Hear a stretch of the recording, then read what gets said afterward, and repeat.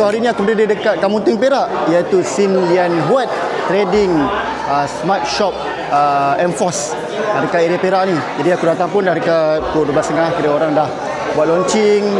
Ramai pengunjung ataupun geng-geng motor CF turun support untuk pembukaan kedai motor Sin Lian Huat dekat Kamunting ni.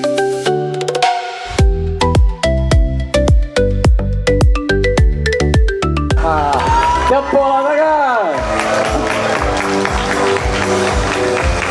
Lain kali caputan bertuang. So dekat belakang kemah ni ada tempat test ride. So ada motor W Motor 205, and then ada motor